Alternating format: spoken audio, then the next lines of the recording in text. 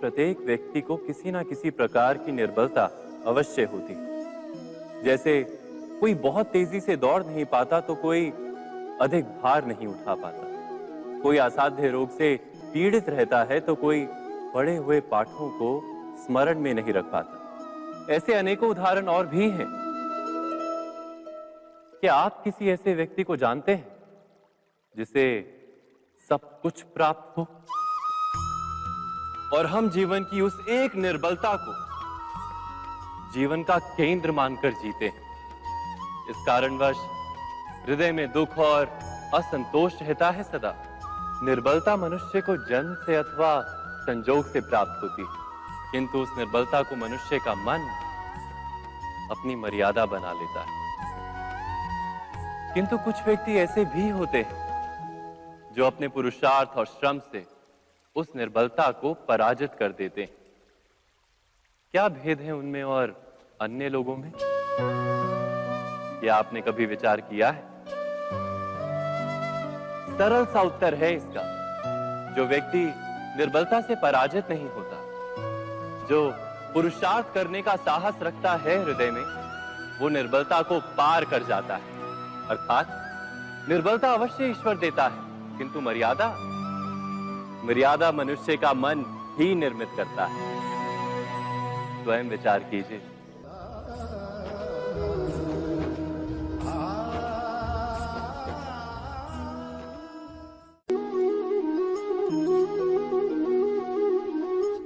भविष्य का दूसरा नाम है संघर्ष।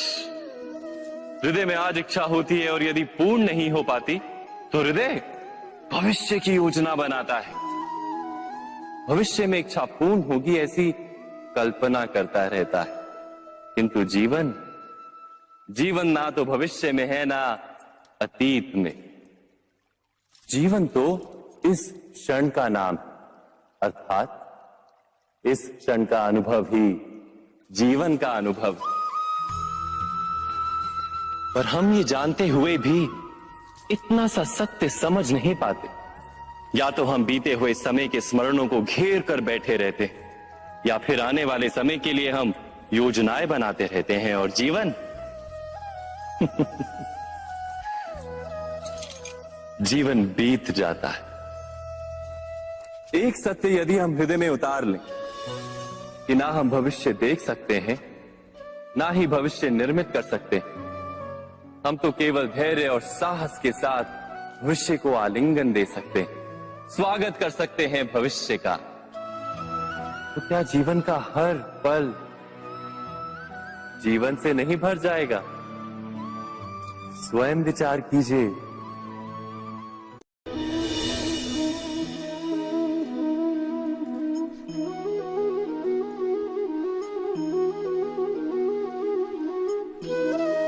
ज्ञान प्राप्ति सदा ही समर्पण से होती है, ये हम सब जानते हैं। किंतु समर्पण का वास्तविक महत्व क्या है? क्या हमने कभी विचार किया? मनुष्य का मन सदा ही ज्ञान प्राप्ति में विभिन्न बाधाओं को उत्पन्न करता है। कभी किसी अन्य विद्यार्थी से ईर्ष्या हो जाती है, कभी पढ़ाए हुए पाठों पर संदेह जन्मता है और कभी गुरु द्वारा दिया गया दंड मन को अहंकार से भर देता है। नहीं, क्या ऐसा नहीं होता? न जाने कैसे कैसे विचार मन को भटकाते हैं और मन की इसी अयोग्य स्थिति के कारण हम ज्ञान प्राप्त नहीं कर पाते। मन की योग्य स्थिति केवल समर्पण से निर्मित होती है। समर्पण मनुष्य के अहंकार का नाश करता है। ईर्ष्या, महत्वाकांक्षा आदि भावनाओं को दूर कर हृदय को शांत करता है और मन को एकाग्र करता है। वास्तव में ईश्वर की सृष्टि में ना ज्ञान की मर्यादा है, ना ज्ञानियों की। गुरु दत्तात्रेय ने तो गाय और श्वान से भी ज्ञान प्राप्त कर लिया था। अर्थात विषय ब्रह्म ज्ञान का हो या जीवन के ज्ञान का या गुरुकुल में प्राप्त होने वाले ज्ञान का, उसकी प्राप्ति के लिए गुरु से अधिक महत्व है उस गुरु के प्रति हमारा समर्पण। क्या यह सत्य नहीं?